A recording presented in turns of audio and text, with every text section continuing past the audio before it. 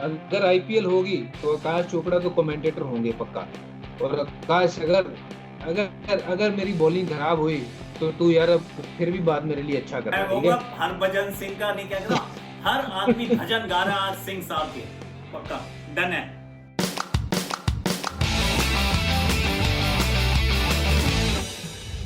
God's been very kind, you're right Bhajji, क्योंकि चीजें जहां से शुरू हुई जहां पहुंचे, लेकिन मतलब ऐसा नहीं था कि हमेशा चीजें स्मूथ रही। चीजें बहुत सारी बीच बीच में उतार चढ़ाव भी खूब दिल खोल के देखे हैं। आई मीन बिल्कुल। एक चीज मुझे याद है, उसकी फोटो नहीं है but I wanted to discuss, क्योंकि तब मैं बाहर से क्योंकि मैं तो बहुत थोड़े समय के लिए खेला, तो मैं बाहर से सुनता रहता था, देखता रहता था कि एक्शन के ऊपर जब सवाल उठा, और as a Indian cricketer also you felt कि यार ये बंदे के साथ गलत कर रहे हैं यार, ये किसी और को क्योंकि खिलाना चाहते हैं इसलिए अपने बंदे को ही मरवा रहे हैं। I mean that was the feeling I had outside, क्योंकि जो खेल रहा था मतलब क्वालिटी एंड वट एवर, मतलब लेट्स नॉट गो देयर। पर ऐसा लगा कि यार ये वर्ल्ड कहां से, मतलब अभी तो मैं मतलब हैट्रिक वैट्रिक सब कुछ तो मैंने कर दिया, इसके बाद मेरा एक्शन अब कैसे खराब हो गया यार, एक्शन तो मेरा चेंज ही नहीं हुआ कुछ भी। अभी वही लोग तालियां बजा रहे थे, अभी वही लोग कहते हैं कि आप खेल नहीं सकते हो यार। बिल्कुल आकाश, देखो दो बार ये हुआ था मेरे साथ। पहले तो एक बार 98 में हुआ, जब मैं कुछ ही मैच खेला था तो मुझे एक्शन के लिए बोल दिया गया था। और उसके बाद मैं इंग्लैंड गया, मुझे रीमॉडल एक्शन करने के लिए बोला, और कुछ जो small little changes here and there मुझे करने के लिए बोला, कि जो मैंने की। उसके बावजूद मैंने फिर वापस आके इंटरनेशनल क्रिकेट खेली, वो 2001 वाली सीरीज खेली, जिसने मुझे क्रिकेटर बनाया, जिसने मेरा नाम वजूद बनाया कि ये भी एक मैच विनर है, जो प्लेयर है, जो अच्छा कर रहा है भारत के लिए। उसके बाद 2004 की बात है मेरे ख्याल से, ये 2004 या 5 की बात है, जब दोबारा मेरे एक्शन को लेके ये विवाद सा शुरू कर दिया गया, कि जब मैं दूसरा डालता हूँ तो मेरा एल्बो जो है नॉर्मल डिलीवरी से ज़्यादा बेंड होता है, जो कि उन्होंने पाया कि 22 डिग्री जो है वो बेंड होता है। तो जब मैं वहाँ पे टेस्ट देने गया ऑस्ट्रेलिया में, तो जब मैंने टेस्ट दिया, पूरे मेरे बदन पे वो इतने इतने वो लगा रखे थे कि अगर आप, वो कहते हैं कि आप थोड़ा भी हिलते हो, आपका बाल भी हिलता है, तो वो उसके वो 110 या कुछ 120 फ्रेम के फोटोज खींचता है, तो दैट यू नो कि कितने सेंटीमीटर की मूवमेंट हो रही है। तो वहाँ जब टेस्ट में दे रहा था तो मेरा उसमें 13.4 या 6 कुछ ऐसे आया था दूसरे के लिए, और ऑफ स्पिन की तो बात ही छोड़ दीजिए। तो ये कहानी थी, और मैं खुद बड़ा हैरान था कि मैं 4-5 साल बड़े सक्सेसफुली इंटरनेशनल क्रिकेट खेल चुका हूँ, बहुत से मैंने प्लेयर्स को आउट कर चुका हूँ, बॉडी मैन ऑफ द सीरीज जीत चुका हूँ, मैन ऑफ द मैचेस जीत चुका हूँ, और सडनली ये दोबारा एक चीज़ ऐसी अड़चन आ जाती है कि जिसका आपने सोचा भी ना हो। वो कहाँ से आई, क्या आई, वो शायद वाजिब नहीं है यहाँ पे मैं बताऊं कि किसका वहाँ क्या क्या मोटिव था। बट शायद कुछ चीज़ें जो है ज़िंदगी में हमें और सिखाने के लिए आती हैं, और मजबूत करने के लिए आती हैं। तो वो भी एक ऐसा दौर था, उसने मुझे और मजबूत किया, और ज़्यादा मुझे उसने विल पावर दी, स्ट्रेंथ दी, कि मैं इन सब चीज़ों से ओवरकम करके बाहर आ सकूं। पर एक बात पक्की है कि अगर आप भगवान के ऊपर यकीन रखते हो, और अगर आप गॉड फेयरिंग बंदे हो, और आप कहते हो कि जो कुछ है वो तेरा, और तो अगर आपने अपनी डोरी उसके ऊपर ही छोड़ी हुई है, तो फिर वो अपना बंदों का जरूर ध्यान रखता है। तो मेरा ध्यान रखने वाला जो ऊपर वाला बैठा था, तो फिर मुझे ये सब लोगों से डरने की जरूरत नहीं थी। वो कहते हैं ना, जाको राखे साइयां मार सके ना।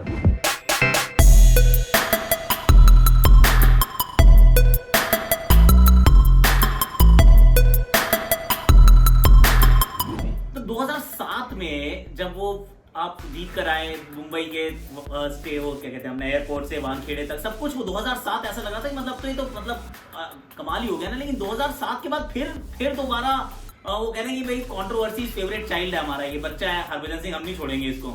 तो पहले तो ये हुआ, इफ यू रिमेंबर,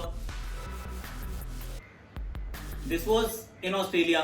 और इसके बाद ये कुछ ऐसे भी मतलब फिर बैन वैन भी लग रहा था, फिर ये बहुत लोगों ने सपोर्ट भी की, यहाँ बहुत सारे लोग निकल कर आए, इन्होंने बहुत सपोर्ट की कि भाई बैन फेयर नहीं है। फिर वो आईपीएल शुरू हुई, लेकिन आईपीएल में पहले साल फिर ड्रामा हो गया। तो ऐसा लग रहा था कि हो क्या रहा है भाई यार, ये मतलब थोड़ा बोरिंग बना दो भगवान जी, हर चीज में इतनी एक्साइटमेंट की क्या जरूरत है। उससे पहले बड़ा कुछ हो गया था, जो ग्रेग चैपल जब आए थे, उन्होंने टीम में तहस नहस मचा दी। वो एक पता नहीं क्या मोटिव लेके आए थे कि जो बनी बनाई टीम है उसको कैसे खराब किया जाता है, वो कोई उनसे बेटर शायद कोई जानता नहीं है, क्या मोटिव था भगवान जाने। बट सारी प्रेस उनके अंडर थी। जो वो चाहते थे वो लिखवाते थे, जो वो करना चाहते थे वो होता था। और वो 2007 की जो वर्ल्ड कप की टीम थी आकाश, मेरा one of the low period होगा जो मुझे क्रिकेटिंग करियर में मुझे लगा कि शायद यार ये इतने हम खराब दौर में से गुजर रहे हैं, शायद भारत के लिए खेलना अब ठीक नहीं है, क्योंकि ये कमान जो है गलत लोगों के हाथ आ गई है। क्योंकि ये जो लोग हैं भारत की क्रिकेट को खराब करने आए हैं, who is Greg Chappell, why is he doing such things, कि वो क्या वो फूट करो और फूट डालो वाली क्या वो बात है, राजनीति क्या बोलते हैं उसको, फूट डालो और राज करो हाँ वाली मतलब राजनीति। राइट। तो वो उसने वो उस तरीके के काम किए, उनका क्या मोटिव था मुझे नहीं पता। बस 2007 की जो वर्ल्ड कप की टीम गई थी वेस्ट इंडीज की, आई कैन टेल यू वो टीम अगर आज मैं देखूं तो मैं देखता हूँ कि क्या टीम थी वो इसीलिए नहीं वहां पे जीत पाई क्योंकि टीम का माहौल ऐसा था, एक दूसरे पे यकीन ही नहीं था। और जो टीम हैप्पी टीम नहीं होती ना वो रिजल्ट नहीं पाती है, तो वही अंजाम हुआ कि इतनी तगड़ी टीम होने के बावजूद भी हम पहले राउंड में ही बाहर हो गए। और हमें बाहर किसने किया, बांग्लादेश ने, श्रीलंका से हम हार गए। तो मतलब कोई ऐसे ही नहीं थी ये टॉप टीम में कि ऑस्ट्रेलिया से हारे हो या फिर साउथ अफ्रीका से हारे हो। यस, श्रीलंका वो फाइनल जरूर खेली थी उस साल, पर हम बराबर की टीमें थी, हम तगड़ी टीम थी। तो वो मेरा सबसे लो पीरियड था। और उसके बावजूद जब 2007 में वो वर्ल्ड कप जीते, suddenly everything was change.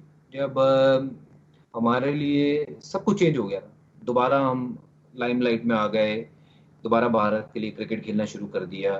Greg Chappell चले गए थे, हम हमारे इंडियन कोचेस लालचंद राजपूत, वेंकटेश प्रसाद, रॉबिन, ये सब ने बड़ी मेहनत की टीम के साथ और माहौल इतना अच्छा हो गया टीम में, टीम दोबारा जीतनी शुरू हो गई, वर्ल्ड कप जीत गए यार। जूनियर टीम ऐसी गई थी, किसी ने सोचा नहीं था कि वर्ल्ड कप ये टीम जीत सकती है। रोहित शर्मा पहली बार खेल रहे थे, रॉबिन उत्तपा पहली बार खेल रहे थे। तो ऐसे कई यंग खिलाड़ी थे, जोगिंदर शर्मा, इरफान पठान ज्यादा मैच नहीं खेले हुए थे, ठीक है वो खेला हुआ था पर इतना नहीं खेला हुआ था। उसमें कोई गिने चुने लोग थे, मैं, युवराज और वीरू और अजीत, जो काफी क्रिकेट खेल चुके थे। बाकी सब जो थे वो यंग टीम थी और किसी ने सोचा नहीं था, ऑस्ट्रेलिया ने नहीं सोचा होगा, इंग्लैंड ने नहीं सोचा होगा कि ये टीम जो है वर्ल्ड कप चैंपियंस बन सकती है। तो वो हम बन गए क्योंकि वो माहौल इतना अच्छा था। और उसके बावजूद जब मैं 2008 की बात करूं, वो ऑस्ट्रेलिया जाते हैं, वो जब हेरिंग की बात आती है तो वो टेस्ट मैच, वो एक ऐसा टेस्ट मैच था जिसमें मुझे लगा कि रिकी पॉन्टिंग अंपायर भी खुद ही थे, वो सब कुछ खुद ही थे, और वो कैच पकड़ के आउट भी खुद ही दे रहे हैं। तो बहुत सी चीज़ें उसमें हुई। तो जो कहते हैं, वैसे तो ऑस्ट्रेलियन कहते हैं कि जो ग्राउंड में चीज़ हो जाए वो वहीं पे छोड़ देनी चाहिए, बट उस केस में ऐसा नहीं हुआ। जब मेरे और हेडन के बीच में जो माफ करिए, मेरे और एंड्रू साइमन के बीच में जो बातें हुई, मैं और एंड्रू साइमन बिल्कुल पास पास थे, और मेरे से अगर कोई पास था तो सिर्फ और सिर्फ सचिन तेंदुलकर थे, क्योंकि वो पास में मेरे खड़े हुए थे, कुछ 5 या 6 यार्ड मेरे से दूर खड़े होंगे, और उसके अलावा कोई नहीं था। बट जब हेयरिंग हुई उस बात को लेके, तो Matthew Hayden, Gilchrist, Ricky Ponting, Michael Clarke, चारों ये गवाह जो है, तो वो वहां पे आ गए और सब ने बोला कि मैंने सुना बज्जी ने क्या कहा है एंड्रू सैमन को। गिलक्रिस्ट ने कहा मैंने भी सुना इसने क्या कहा है। मैंने कहा भाई साहब आप तो कहीं पिक्चर में नहीं हो, अगर आप फुटेज कभी दोबारा देखोगे उस चीज की, कहीं आजू बाजू नहीं है, पता ही नहीं है क्या है। और जो बातें मेरे और एंड्रू साइमन के बीच में हुई वो सिर्फ उसे और या मुझे पता है। इवन सचिन तेंदुलकर इतने पास खड़े हैं, उनको भी कई बातें ऐसी होंगी जो पता ही नहीं लगी होंगी क्या हम बात कर रहे हैं।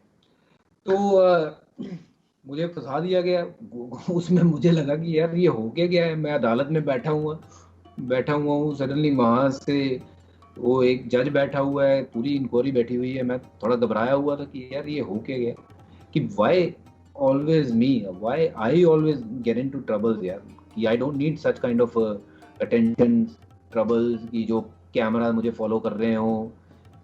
ऑस्ट्रेलियाई मीडिया ने तो मुझे माइकल जैक्सन बना दिया था यार। Wherever I was going I was followed by 3-4 cameras. मतलब ऐसा लग रहा था कि मैं सडनली सुपरस्टार मैं बन गया हूँ, सचिन तेंदुलकर मैं बन गया हूँ इस टीम का।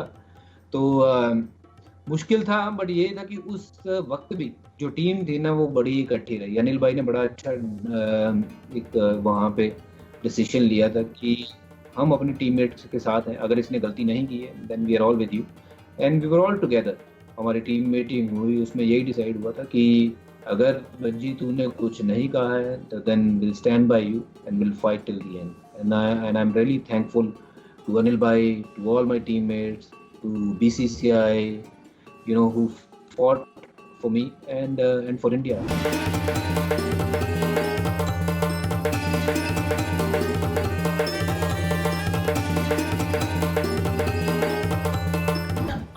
भज्जी, कप्ताने कई कई कप्तानों के साथ आप खेले हो।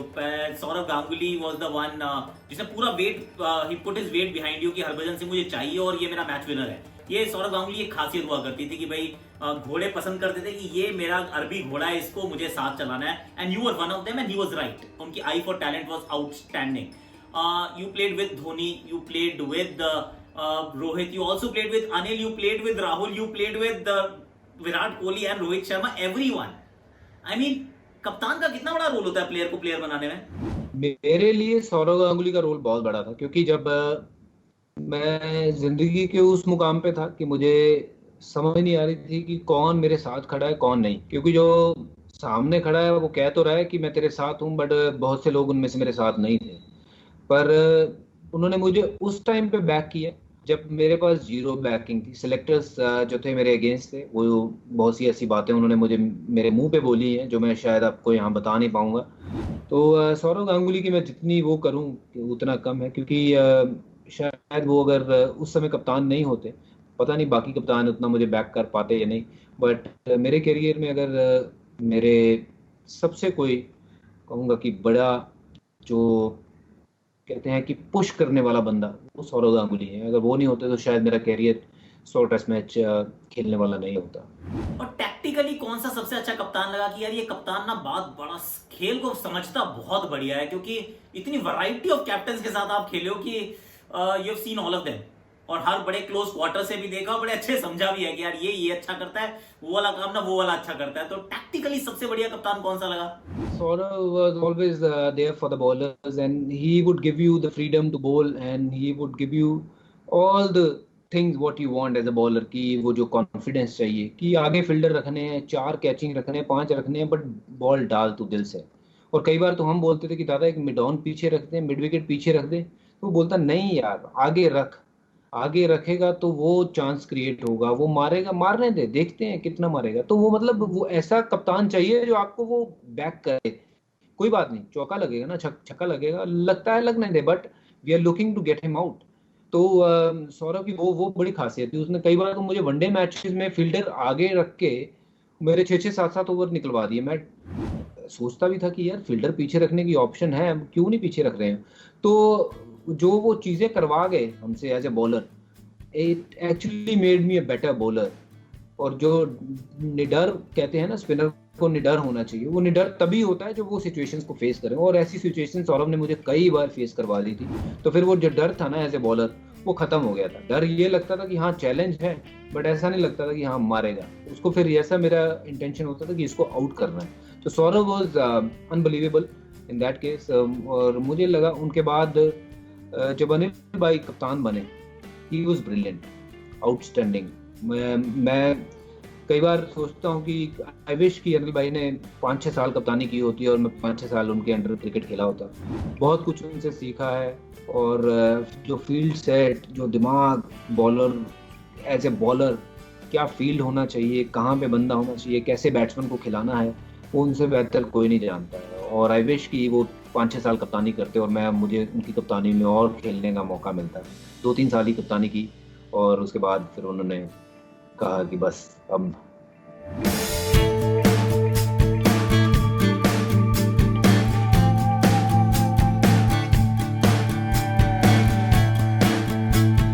Bhajji, part of 2 very successful franchise. ये तो खैर मुंबई इंडियंस वाली हम फोटो पहले भी देख चुके हैं। 10 साल एक टीम के साथ रहना, 3-3 ट्रॉफी जीतना, उसके बाद आप जाते हो एक और फ्रेंचाइज में, उसमें भी पहुंच के you once again become a champion.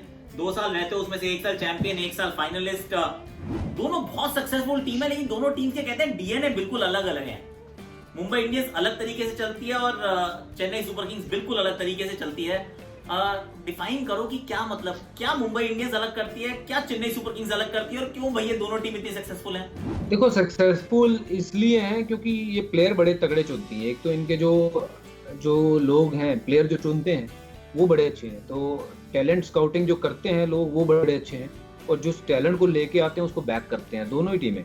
और चेन्नई लगातार आपने देखा है कि जैसे क्रिकेट खेलती है, बहुत कम उनके जो है मैचेस में आपको चेंजेस देखने को मिलेंगी, बहुत कम चेंजेस करते हैं। They back their player till the last. बहुत से मौके मिलते हैं उसमें, 2-4 बार तो आप अच्छा कर ही जाते हो, 2-4 बार ही चाहिए होता है। तो चेन्नई की वो खासियत है। और ज़्यादा प्लेयरों के वो देखो ऑक्शन में भी जाते हैं तो वो मान के जाते हैं कि शायद एक बहुत बड़े नाम के लिए जाएंगे, उसके बाद वो ऐसे कुछ चुनिंदा लोगों को चुनेंगे जिनके लिए बाकी टीमें नहीं जाएंगी, बट वो ऐसे लोग चुनते हैं जो काम कर जाएंगे। उनको पता है कि चेन्नई की विकेट पे कौन काम कर जाएगा, वो उसको पिक करते हैं। और Mumbai Indian very professional team, जो एक ऐसी टीम जिसके लिए मेरे पास मैं कहूँगा कि शब्द नहीं है, कि बहुत कुछ वहाँ से मैंने सीखा है कि प्रोफेशनलिज्म कैसे होता है, क्या टाइम मतलब पे क्या चीज़ करनी चाहिए।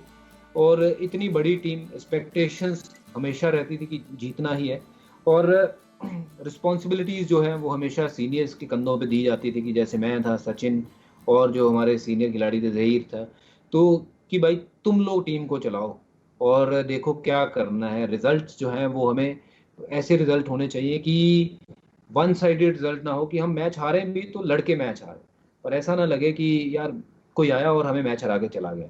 और मुंबई इंडियंस से ये मैंने सीखा है कि जितना आप अपनी चीज़ों को डिफाइन कर लेते हो कि ये ये इस टाइम पे ऐसे ऐसे चीज़ें करनी है, उतनी आपकी ज़िंदगी जो है आसान हो जाती है। और वहाँ मैंने 10 साल गुजारे हैं और मैं बड़ा शुक्रगुजार हूँ उस फ्रेंचाइज का।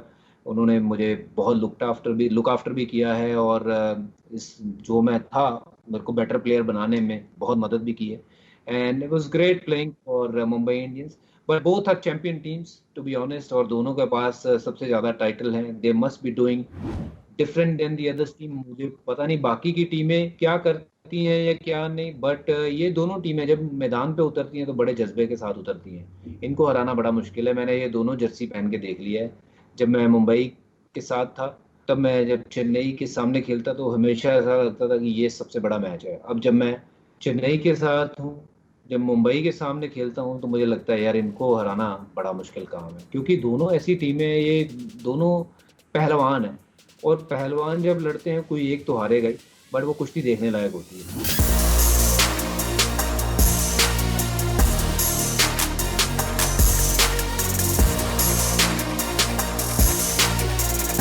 अच्छा, एक चीज जो सुरेश रैना ने बोली बोली रॉबिन उथप्पा ने, इरफान पठान ने, यूसुफ पठान ने, सब लोगों का एक अब थोड़ा सा आवाज थोड़ी सी आनी शुरू हुई है कि यार दूसरी लीग में खेलने दो यार। I mean it's not about the money, पैसे तो सब कमा रहे हैं और पैसे बाहर जाके कोई बहुत नहीं मिलेंगे, लेकिन चाह रहे हैं कि खेलना चाहिए। आई फील कि सबको भेज देना चाहिए, अगर आप कॉन्ट्रैक्टेड प्लेयर्स नहीं हो तो जाने देना चाहिए।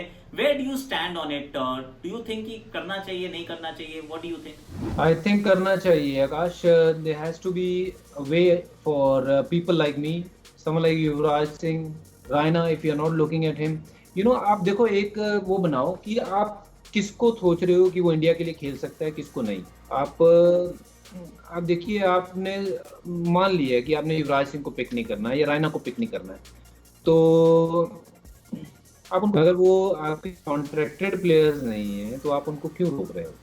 और अगर वो उसमें भी कहे कि नहीं हम इनको जाने देंगे, तो फिर जो जूनियर खिलाड़ी हैं, जो अंडर 19 है, या फिर कोई जो युवा खिलाड़ी हैं, वो भी कहेंगे हमें भी जाने दो। तो उसके लिए भी मुझे लगता है कि एक ऐसा असूल होना चाहिए कि आप एक कैप बना दो कि जिसने 50 टेस्ट मैच खेले हैं वो आपसे पहले परमिशन ले, और अगर आप परमिशन देते हो तो वो खेलने चले जाएं। या फिर एक बंदा जो 35 साल का है वो आपसे परमिशन ले, वो आपकी स्कीम ऑफ थिंग्स में नहीं है, आपसे परमिशन ले और उसके बाद आप उसको परमिशन दो और वो खेलने चले जाएं। Bhajji now the commentator analyst, Bhajji the fierce competitor. तो जब खुद खेल रहा था तो ऑब्वियसली जब कुछ लोग बोलते होंगे तो सोचते भी थे, कभी बोलते भी होंगे।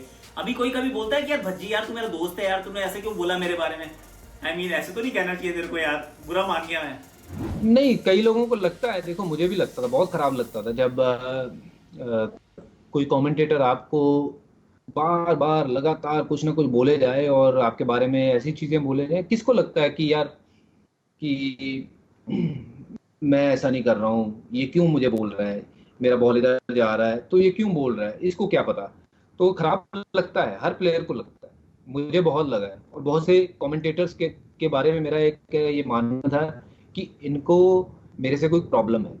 हालांकि अब मैं उस उनके साथ बैठ के मैं कमेंट्री करता हूँ तो मैं सोचता हूँ कि यार मेरे को इनसे मुझे प्रॉब्लम, या मुझे इनसे क्या प्रॉब्लम हो सकती है, या माफ करना कि वो कमेंटेटर को मेरे से क्या प्रॉब्लम हो सकती है। जो उनका एक्शन होता है उसको मद्देनजर रखते कोई चीज बोलते हैं, और किसी मेरे भाई को बुरा लगता हो तो सलाम, सत श्री अकाल भाई, आपका करियर है, हम चाहते हैं कि आप बहुत खेलो क्रिकेट, और मेरे बोलने से या किसी के बोलने से आपका करियर नहीं रुकेगा, बट जो आपकी जो ग्राउंड पे हरकत होगी उससे आपका करियर आगे बढ़ेगा, या उससे आपका करियर रुकेगा। अच्छा, last question Bhajji, just before I let you go, did you ever feel कि क्योंकि इतना सारा आप खेले, उसके बाद उतार चढ़ाव सब कुछ, then you made it back into the side, फिर वो जो 100वां test match, 400 super wicket and all of that, could it have been handled a little better in the end, कि कोई बताता, कोई बात करता, शायद अगर सौरभ होते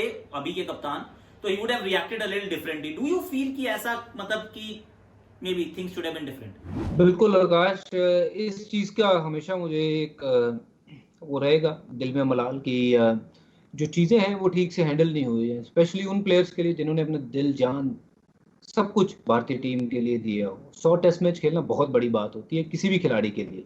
तो मैं उन चुनिंदा खिलाड़ियों में से एक हूँ जिन्होंने 100 टेस्ट मैच खेले हैं भारत के लिए। तो ठीक है कि हो सकता है मेरी परफॉर्मेंस में डिप आ गया हो, मैं उतना अच्छा कर नहीं पा रहा था जितना मेरे से एक्सपेक्टेशंस थी, बट जो चीज़ें थी वो ठीक तरीके से हैंडल हो सकती थी, किसी ने मेरे से आके बात नहीं की। और जब मैं 400 विकेट लेके वेस्ट इंडीज से वापस आता हूँ, ड्रॉप होता हूँ, उसके बाद मैं कभी भी दोबारा टेस्ट क्रिकेट खेलता नहीं हूँ, उसका कारण मुझे आज तक नहीं पता चला। फिर वनडे क्रिकेट जब मैं लास्ट खेलता हूँ उस सीरीज में, भारत वो सीरीज तो हार गया, मेरी शादी थी तीन तीन दिन बाद, और वो सीरीज में ख़त्म करके जाता हूँ, 6 विकेट लेके जाता हूँ, सबसे ज़्यादा विकेट लिए हूँ उस सीरीज में मैंने। और उस सीरीज के बाद मैं दोबारा कभी भारत के लिए क्रिकेट नहीं खेलता हूँ। तो मेरी अगर कभी कभार जब मैं सोचता हूँ कि ऐसा क्या हुआ जो मुझे वो फेयरवेल मैच, या फिर मुझे वो जो एक बतौर प्लेयर रिस्पेक्ट मिलनी चाहिए वो क्यों नहीं मिली बाद में। पर ये थोड़ा सा हमारी कुछ चीज़ें जो थी वो उन दिनों सही नहीं थी, जो कभी समय आएगा तो उसके बारे में ज़रूर बात भी करेंगे कि क्यों ये चीज़ें हुई भी थी। पर आई थिंक जो वीरू है या वीवीएस लक्ष्मण है या गौतम है या और भी खिलाड़ी हैं जिन्होंने बड़ा अच्छा किया है भारत के लिए, उनको और बहुत बेटर तरीके से आप हैंडल कर सकते थे, कि उनको बहुत अच्छे तरीके से आप एग्जिट कर सकते थे और बहुत मान सम्मान के साथ कर सकते थे। और अपने प्लेयरों को जब हम खुद रिकग्नाइज नहीं करेंगे, खुद उनकी इज्जत नहीं करेंगे, तो बाहर वाला कोई नहीं करेगा। तो अगर ये एक आपने मेरे साथ जो कर दिया, या वीरू के साथ या लक्ष्मण के साथ जो कर दिया, वो मैं उम्मीद करता हूँ कि आगे किसी भी प्लेयर के साथ ना हो। हर उस प्लेयर की इज्जत होनी चाहिए जिसने देश के लिए बहुत अपनी जान और ईमान हर चीज से सेवा की हो। Fantastic, thank you so much Bhajji, wish you all the best. और उम्मीद यही है कि भाई अगर बॉल डालते देखूंगा तो कमेंट्री कर लूंगा, नहीं तो साथ में कमेंट्री कर लेंगे, फिर तो चलता ही रहेगा, कोई इशू ही नहीं है। जब देखते हैं अब कौन सी चीज पहले होती है बाद में क्या होता है।